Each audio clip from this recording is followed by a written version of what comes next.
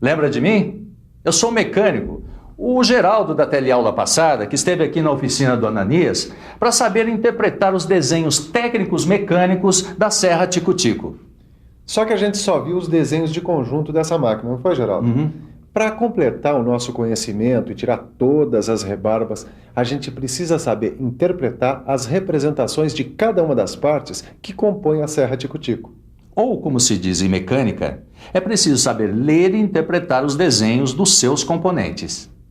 É por isso que nessa teleaula você vai estudar esses 3 componentes da serra: a base, o mancal e a polia.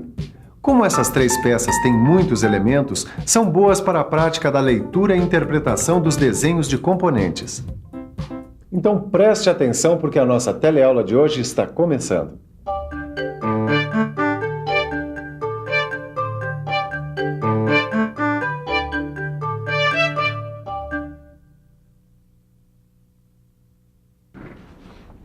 Bem, Angela, acho que com esses desenhos aqui que eu fiz, já dá pra gente analisar todos os detalhes dos 3 componentes da Serra Tico-Tico. E essa aqui é a primeira peça que a gente vai ver representada no desenho de componentes. Ela é a base. Dá só uma olhada no desenho que o Miguel fez. Repare que nesse desenho, a base está representada em escala natural, ou seja, 1 por 1 no primeiro diedro. E veja que o material para execução da base é o aço ABNT 1020-1030 com 100 milímetros de diâmetro e 8 milímetros de altura. Agora vamos analisar o desenho da base. A primeira coisa para perceber é que as 2 vistas representadas no desenho da base são a vista frontal e a vista superior. A vista superior está representada em corte. Nela, o corte aplicado foi o corte em desvio. Bom, Caio, como nós já sabemos em qual proporção foi representada a base e quais as características dos materiais que serão utilizados para a sua fabricação, eu acho que com as 2 vistas que representam a peça, a gente pode colocar a mão na massa. Tem razão, Tito. Já podemos partir para a interpretação dos vários elementos da base dessa Serra Tico-Tico. É bom a gente começar logo, que eu preciso devolver esses desenhos amanhã cedo pro Silva. Bom, dá uma olhada aqui, ó. Analisando a vista superior, dá para perceber que a base tem 7 furos. E comparando com as informações da vista frontal, fica bem claro que se trata de furos passantes escariados.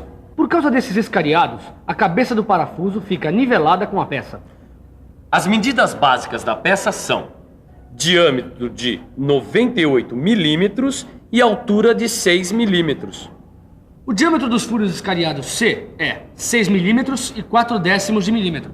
E o diâmetro dos furos escariados D é de 4 milímetros e 8/10 de milímetros. Dá uma olhada aqui, ó. O diâmetro desse furo escariado D está exatamente com 6 milímetros e 4/10 de milímetros. Exatamente como está no desenho. Antes que você resolva fazer o controle de qualidade na minha Tico-Tico, vem cá, Ananias. Me explica uma coisa que eu não estou entendendo direito aqui na vista frontal. Fala, Geraldo, o que é que você não está entendendo? Eu não estou entendendo o que é isto aqui. Olha, esse é o tamanho dos escariados dos furos C, que é de 11 milímetros e 90 graus. E como é que você sabe que são os furos C? É que esses furos estão com os escariados para baixo. Eles não são visíveis na vista superior, portanto, são representados por essas linhas tracejadas. Ah, acho que entendi. Quer dizer que o tamanho dos escariados dos furos D é 9 milímetros e 90 graus. Bom, Miguel, eu acho que o pessoal já está conseguindo ler direitinho o tamanho dos escariados nos 2 furos diferentes, né? E olha que não é tão simples assim. A gente podia aproveitar e mostrar as cotas de localização destes furos. O Miguel tem razão, olha. Tão importante quanto saber interpretar as medidas de um elemento é conseguir entender direitinho onde ele se localiza na peça. Então vamos lá.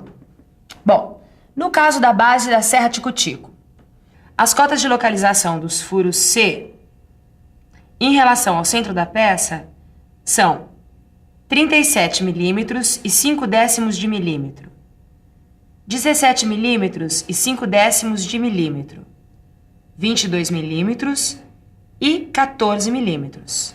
E as cotas de localização dos furos D são 81 milímetros e 120 graus. Bom, além dos furos, um outro elemento importante da base é o chanfro. Olha, aqui na vista superior, a gente encontra as cotas de tamanho do chanfro que são 2 milímetros e 45 graus. E se você prestar atenção em todo esse desenho para execução da base, você vai ficar sabendo que as superfícies da peça devem ter classe de rugosidade N8. E vai ficar sabendo também que o afastamento geral das cotas é mais ou menos 1/10 de milímetro. Bom, pelo menos 1/3 dos estudos de hoje nós já completamos, né? Completando a leitura do desenho da base. Só que eu tô achando que a leitura do próximo componente vai ser um pouco mais complicada, hein, Tito? Bom, deixa eu ver aqui. Você tem razão, Falando. né? Aqui está o desenho da execução do mancal. Bom, mas eu acho melhor a gente começar com o que é mais fácil pra gente. Claro. Ó, por exemplo, aqui em cima está dizendo que o mancal é a peça número 5 do conjunto. Aqui na legenda dá pra saber que o mancal tá representado na escala natural, 1 por 1, diferente do desenho anterior, que vinha representado na escala de redução. Ó, outra diferença, Caio, é que o mancal não vem representado em apenas 2 vistas. Ó, dá uma olhada, aqui tem 3 vistas, tá? A vista frontal, a vista superior e a vista lateral esquerda. Repare que a vista frontal está representada em corte parcial. Essa área indicada aqui pelas achuras e por essa linha irregular. O corte parcial foi feito para mostrar esses 2 furos roscados não passantes. Ô Ananias, esta vista também tem achuras. Isto quer dizer que esta vista está representada em corte? Exatamente. Essa vista aqui está representada em corte total, para poder mostrar o furo passante e os rebaixos, o rebaixo A e o rebaixo B.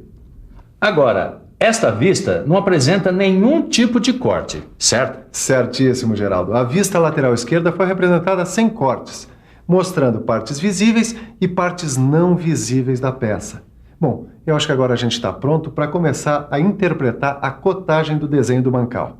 Eu acho que as cotas básicas eu sei reconhecer. Vê se está certo. O comprimento tem 36 milímetros. A largura tem 37 milímetros e meio. E a altura tem 70 milímetros. Estou vendo, Geraldo, que você está ficando um craque na leitura e interpretação de desenho técnico-mecânico. Agora, dá uma olhada aqui. Esse é o diâmetro externo da rosca triangular métrica.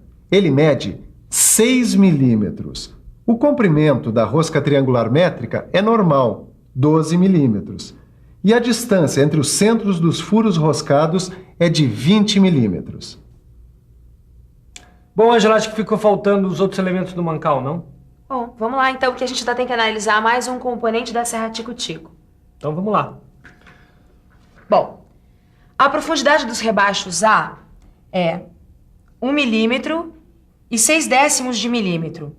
Esses rebaixos A têm diâmetro de 34 milímetros.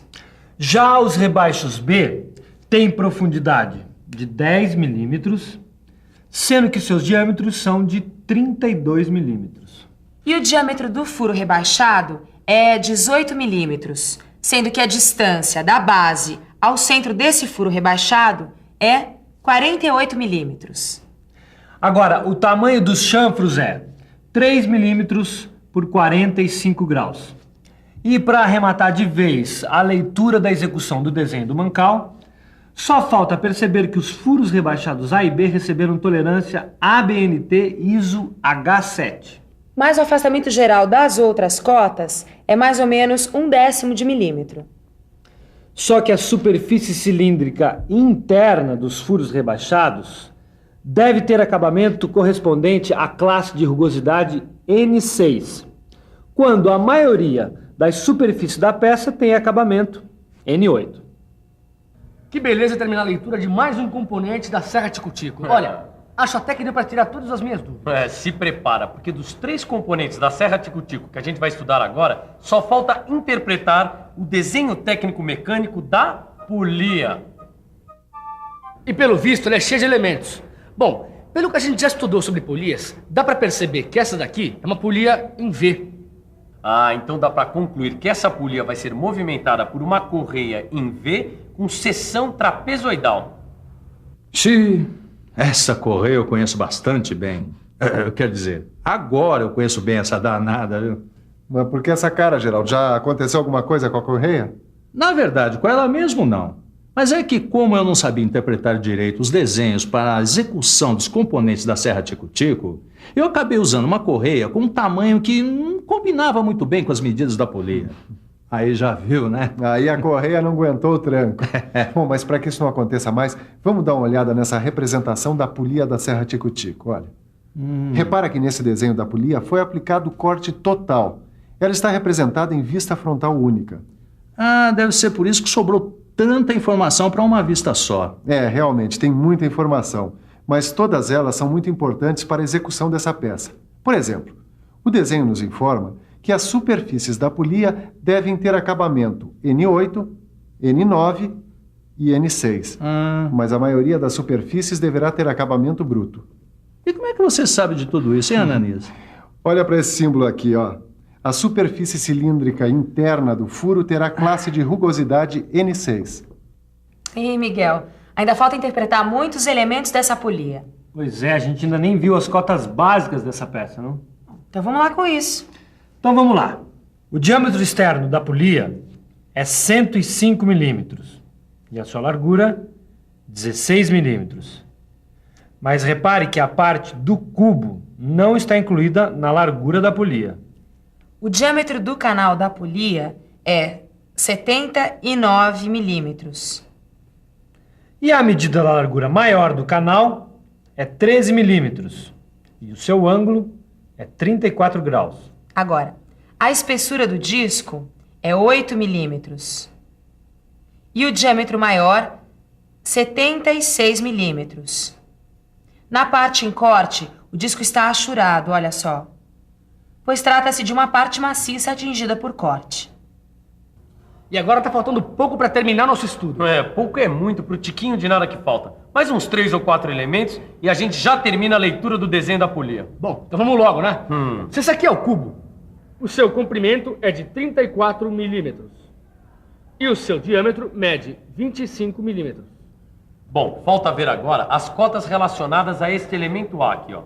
Seu tamanho é 3 milímetros e 16 milímetros. O seu raio de arredondamento mede 2 milímetros. O diâmetro do furo da polia tá aqui desse outro lado, ó, tá vendo? Ele mede 11 milímetros e sua tolerância a BNT ISO é H7.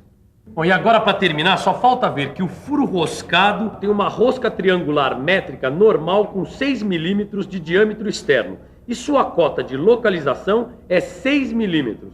Que maravilha terminar o estudo, hein, Tito? Só que para acabar mesmo, só dando uma boa revisada em tudo que a gente viu hoje. E atenção, se liga aí que é hora da revisão. Na teleaula de hoje, você praticou a leitura dos desenhos de componentes de 3 importantes peças da serra tico-tico.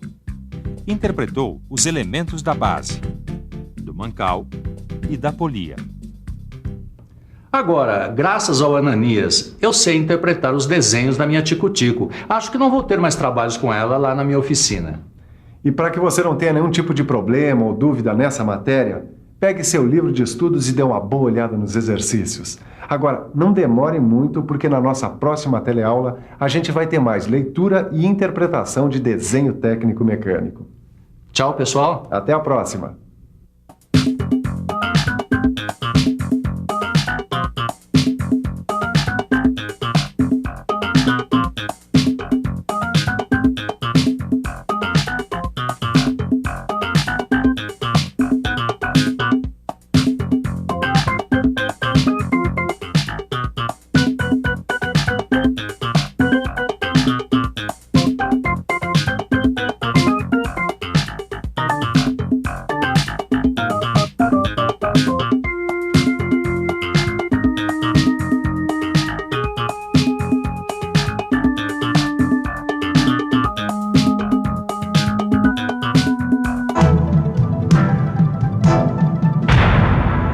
Telecurso 2000, um programa de educação do Sistema Fiesp e da Fundação Roberto Marinho.